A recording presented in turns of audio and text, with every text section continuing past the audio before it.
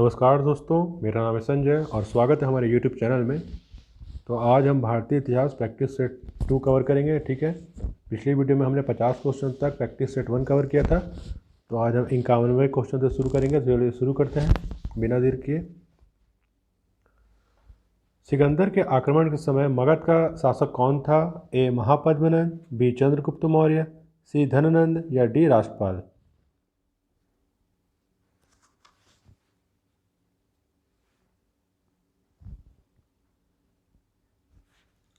तो इसका सही आंसर है सी धननंद। ठीक है, अगला क्वेश्चन।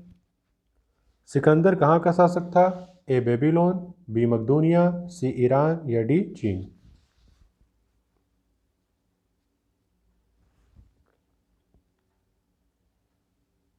तो इसका सही आंसर है बी मकदूनिया।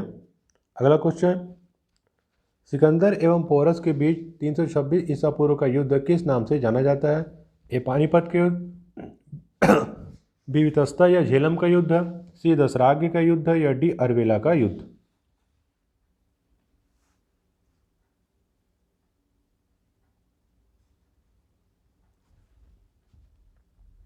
तो इसका सही आंसर है बी वितस्ता या झेलम का युद्ध। अगला क्वेश्चन। चंद्रगुप्त मौर्य की सेंट्रो कोट्स के रूप में किसने पहचान की? A John Marshall, B William Jones, C James Prinsep या डी वी स्मिथ।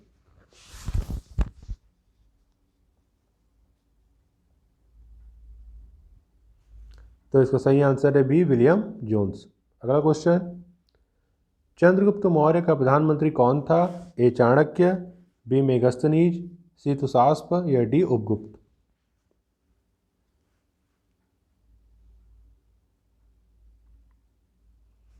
तो इसका सही आंसर है ए चाणक्य। देखिए, चंद्रगुप्त मौर्य का प्रधानमंत्री कौन था? चाणक्य था, और चाणक्य को कौटिल्य भी कहते थे, जिसकी रचना है अर्थशास्त्र। ठीक है, अगला क्वेश्चन। पाटलिपुत्र नगर की स्थापना किसने की? ए बिंबिसार, बी अजातशत्रु, सी उदयन या डी महापद्मनंद।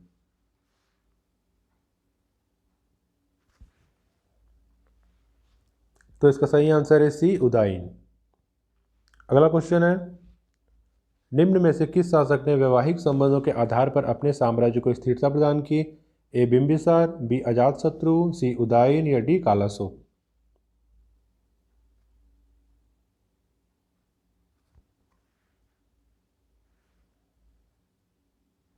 तो इसका सही आंसर है ए बिंबिसार। ठीक है, अगला क्वेश्चन। अवंती को मगध साम्राज्य में मिलाने का श्रेय किस शासक को है? ए उदयन, बी कालाशोक, सी शिशुनाग या डी महापद्मनंद।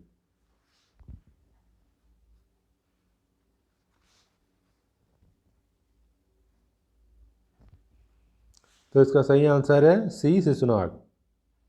अगला क्वेश्चन। कालाशोक की राजधानी कहाँ थी? ए वैशाली, बी राजगृह, सी चंपा या डी पाटलिपुत्र।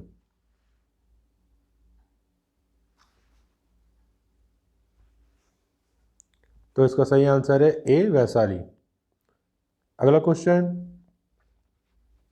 निम्न में से किस शासक को सर्वछत्रांतक अर्थात क्षत्रियों का नाश करने वाला कहा गया है? ए धननंद, बी महापद्मनंद, सी अजातशत्रु या डी सिकंदर।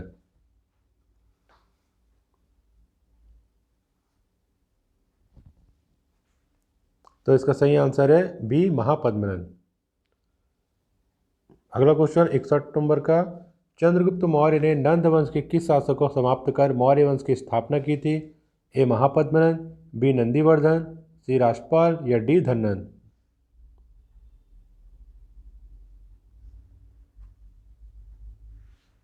तो इसका सही आंसर है डी धननंद। अगला क्वेश्चन यहाँ पर देखिए 62वें नंबर का। प्रसिद्ध यूनानी राजदूत मेगस्थनीज किसके दरबार में रहता था? ए चंद्रगुप्त मौर्य, बी अशोक, सी बिंदुसार या डी दशरथ।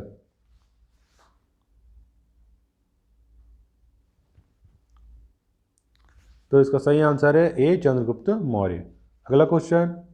कौटिल्य की विश्व प्रसिद्ध रचना है, देखिए कौटिल्य मतलब चाणक्य। ठीक है, तो उसकी जो रचना है वो कौन सी है? ए नीतिसार, बी अर्थशास्त्र, सी मुद्रा राक्षस या डी इंडिका।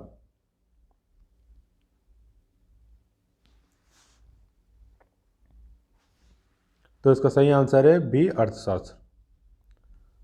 अगला क्वेश्चन। इंडिका किसकी रचना है? ए विष्णुगुप्त, बी चाणक्य, सी मेगस्थनीज या डी टॉलेमी।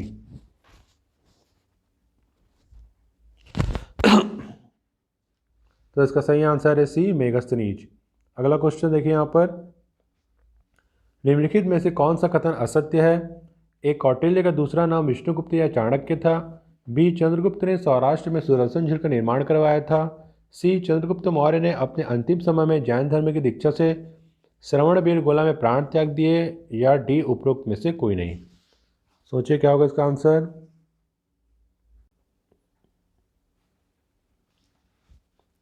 तो इसका सही आंसर है डी उपरोक्त में से कोई नहीं।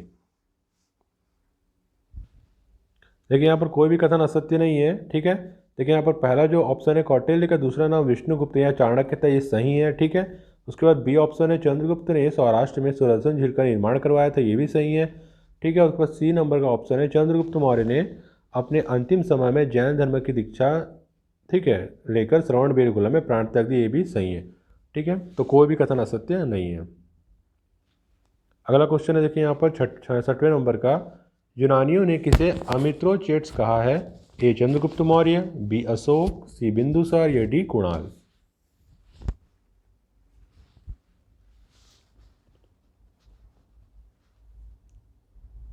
तो इसका सही आंसर है सी बिंदुसार। बिंदुसार को अमित्रोचेट्स कहा गया है, ठीक है।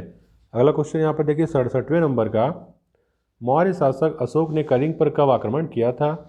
ए 269 ईसा पूर्व, बी 261 ईसा पूर्व, सी 259 ईसा पूर्व या डी 251 ईसा पूर्व।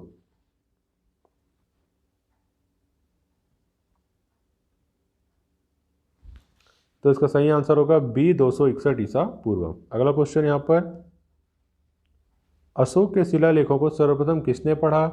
ए Padre Tieffenthaler, B William Jones, C Charles Wilkins या डी जेम्स प्रिंसेप।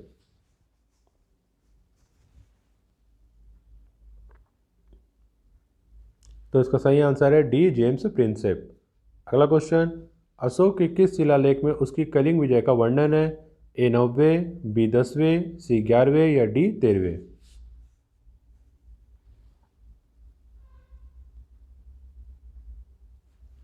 तो इसका सही आंसर है डी 13वें। अगला क्वेश्चन, निम्न में से किस लघु शिलालेख में अशोक का बुद्ध शाक्य एवं अशोक नाम मिलता है? ए अहरौरा, बी मास्की, सी एरगुडी या डी सहसराम।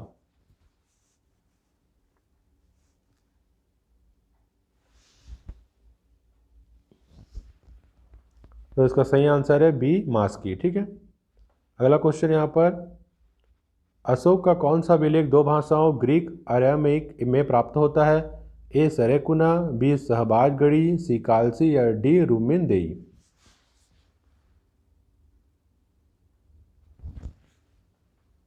तो इसका सही आंसर है ए सरेकुना। अगला क्वेश्चन 72वें नंबर का, सांची के स्तूप का निर्माण किसने कराया था? ए चंद्रगुप्त मौर्य, बी बिंदुसार, सी अशोक या डी कनिष्क।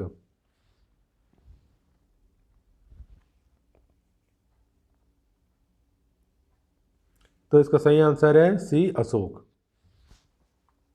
ठीक है। अगला क्वेश्चन यहाँ पर देखिए, मेगस्थनीज ने भारतीय समाज का वर्गीकरण कितने भागों में किया है? ए 4, बी 5, सी 6 या डी 7।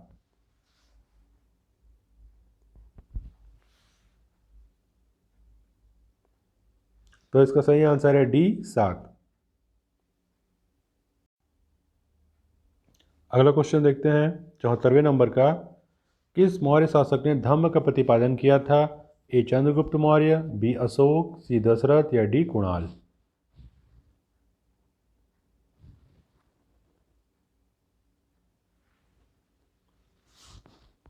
तो इसका सही आंसर है बी अशोक।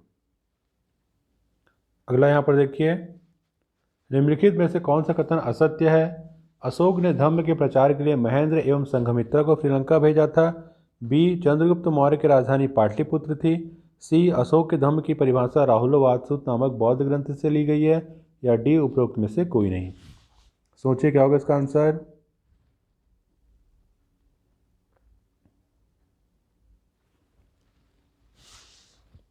तो इसका सही आंसर है डी, उपरोक्त में से कोई नहीं। देखिए यहाँ पर ए ऑप्शन जो दिया हुआ है, अशोक ने धम्म के प्रचार के लिए महेंद्र एवं संघमित्रा को श्रीलंका भेजा था, ये सत्य है। ठीक है। बी ऑप्शन देखिए, चंद्रगुप्त मौर्य की राजधानी पाटलिपुत्र थी, ये भी सत्य है। और सी ऑप्शन है, अशोक के धम्म की परिभाषा राहुलवादसूत नामक बौद्ध ग्रंथ से ली गई, ये भी सत्य है। तो देखिए यहाँ पर तीनों कथन सत्य है, तो यहाँ पर कोई भी कथन असत्य नहीं है। ऑप्शन नंबर डी आंसर होगा। ठीक है। 76वें नंबर का क्वेश्चन है यहाँ पर, मौर्य काल में वृष्टि से किसे कहा जाता था? ए धार्मिक कर को, बी सिंचाई कर को, सी निःशुल्क श्रम को, या डी भू राजस्व को।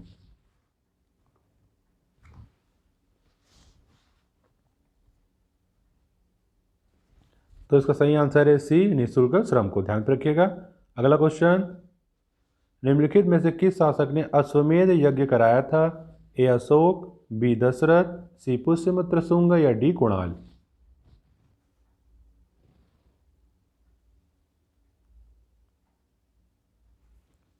तो इसका सही आंसर है सी, पुष्यमित्र शुंग। अगला क्वेश्चन यहाँ पर, प्रसिद्ध व्याकरणाचार्य पतंजलि किसके समकालीन थे? ए अशोक, बी पुष्यमित्र शुंग, सी वसुदेव, या डी कनिष्क।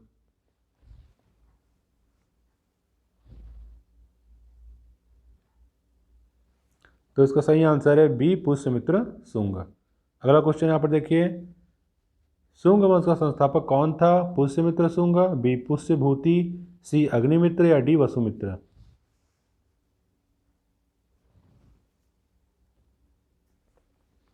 तो इसका सही आंसर है पुष्यमित्र शुंग। अगला क्वेश्चन यहाँ पर देखिए, भूमिदान का सर्वप्रथम उल्लेख किस राजवंश के समय का प्राप्त होता है?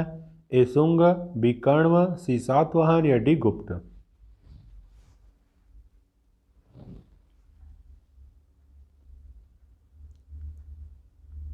तो इसका सही आंसर है सी, सातवाहन।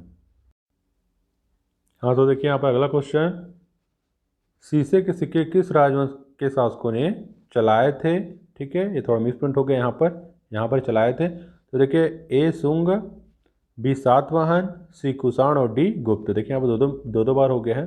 ठीक है, प्रिंट है ना। तो देखिए चार में से बताइए कौन सा होगा ऑप्शन।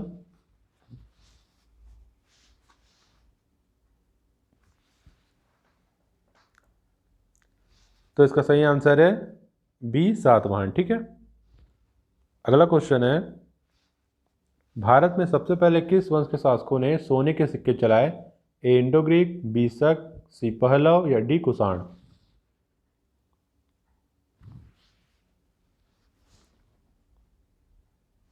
तो इसका सही आंसर है ए, इंडो ग्रीक। अगला क्वेश्चन, किस राजा के शासनकाल में ईसाई धर्म प्रचारक सेंट थॉमस भारत आया? ए मिनांडर, बी कनिष्क, सी गोंदोफर्निस, या डी कुषाण।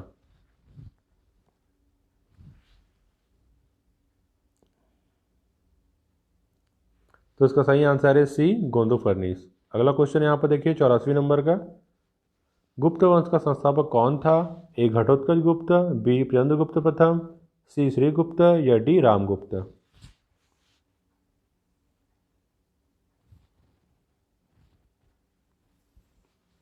तो इसका सही आंसर है सी, श्रीगुप्त। अगला क्वेश्चन यहाँ पर देखिए 85वें नंबर का, गुप्त वंश के किस शासक ने सर्वप्रथम महाराजा धीराज की उपाधि धारण की? ए श्रीगुप्त, बी घटोत्कच गुप्त, सी चंद्रगुप्त प्रथम, या डी समुद्रगुप्त।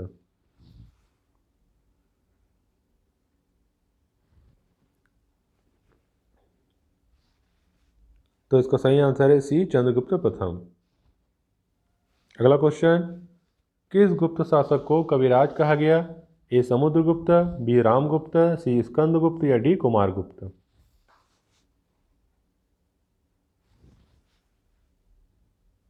तो इसका सही आंसर है ए, समुद्रगुप्त। अगला क्वेश्चन, किस गुप्त शासक को भारत का नेपोलियन कहा जाता है? ए चंद्रगुप्त द्वितीय, बी समुद्रगुप्त, सी रामगुप्त, या डी कुमारगुप्त।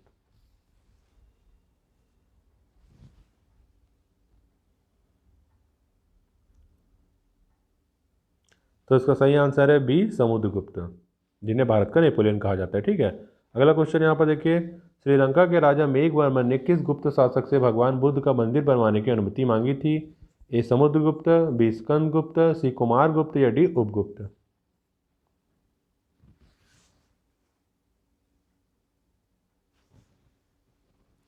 तो इसका सही आंसर है ए समुद्रगुप्त। अगला क्वेश्चन, चीनी यात्री फायान किसके शासनकाल में भारत आया था? ए समुद्रगुप्त, बी चंद्रगुप्त प्रथम, सी चंद्रगुप्त द्वितीय या डी कुमारगुप्त।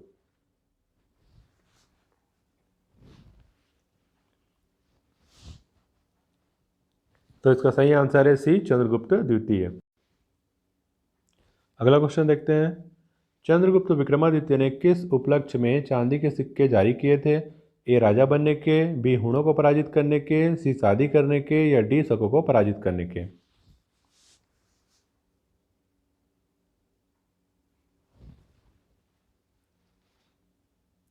तो इसका सही आंसर है डी शकों को पराजित करने के। ठीक है, अगला क्वेश्चन यहाँ पर, गुप्तकालीन नवरत्न किस शासक के दरबार में थे? ए कुमारगुप्त, बी स्कंदगुप्त, सी समुद्रगुप्त या डी चंद्रगुप्त द्वितीय।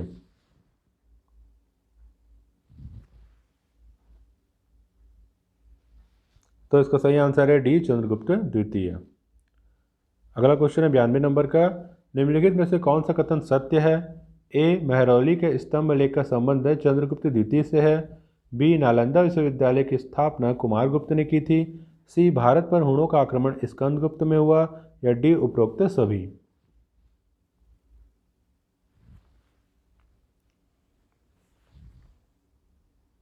तो इसका सही आंसर है डी उपरोक्त सभी। देखिए यहाँ पर सभी कथन सत्य हैं। यहाँ पर जो ए है महरौली के स्तंभ लेकर संबंध चंद्रगुप्त द्वितीय से है, सही है।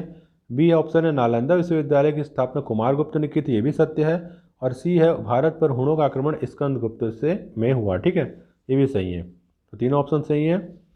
यहाँ पर अगला क्वेश्चन देख लेते हैं, गुप्तकालीन स्वर्ण सिक्कों को क्या कहा जाता था? ए दिनार, बी रूपक, सी कारसापण या डी निष्क।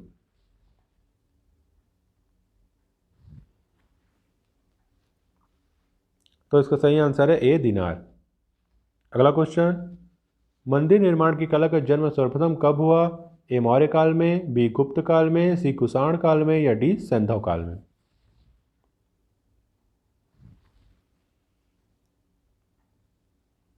तो इसका सही आंसर है बी गुप्त काल में। अगला क्वेश्चन, गुप्त स्थापत्य कला का सर्वोत्कृष्ट नमूना है?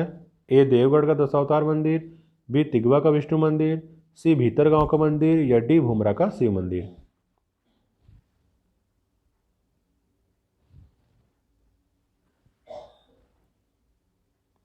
तो इसका सही आंसर है ए देवगढ़ का दशावतार मंदिर। अगला क्वेश्चन, सर्वाधिक सोने के सिक्के किस काल में चलाए गए? ए गुप्त, बी कुषाण, सी वर्धन या डी मौर्य।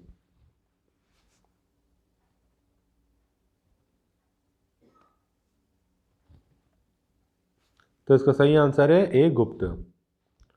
अगला क्वेश्चन, हर्षवर्धन की राजधानी थी? ए थानेश्वर, बी पाटलिपुत्र, सी उज्जैन या डी कन्नौज।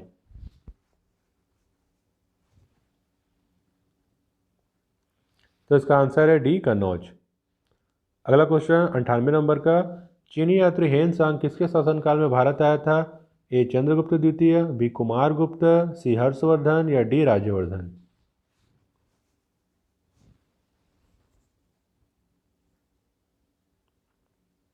तो इसका सही आंसर है सी हर्षवर्धन, ठीक है। अगला क्वेश्चन यहाँ पर देखिए, प्रयाग प्रशस्ति की रचना किसने की थी? ए बाणभट्ट, बी हरिसेन, सी रवि कीर्ति या डी कालिदास।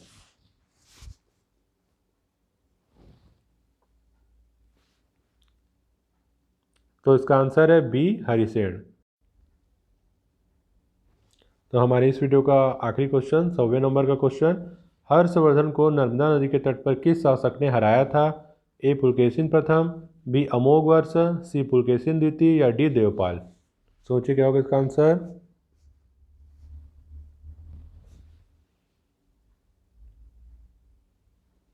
तो इसका सही आंसर है सी पुलकेशिन द्वितीय, ठीक है। तो इस तरीके से हमारा भारतीय इतिहास प्रैक्टिस सेट 2 भी आज खत्म होता है, ठीक है। अगली वीडियो में हम प्रैक्टिस सेट 3 कवर करेंगे। तो वीडियो पसंद आए तो वीडियो को लाइक कीजिएगा, शेयर कीजिएगा और हमारे यूट्यूब चैनल को सब्सक्राइब कीजिएगा। और कोई भी डाउट होता है किसी भी चीज़ में पढ़ाई से रिलेटेड तो मुझे कमेंट बॉक्स में कमेंट कीजिएगा, ठीक है। तो मिलते हैं अगले वीडियो में, तब तक के लिए धन्यवाद, नमस्कार।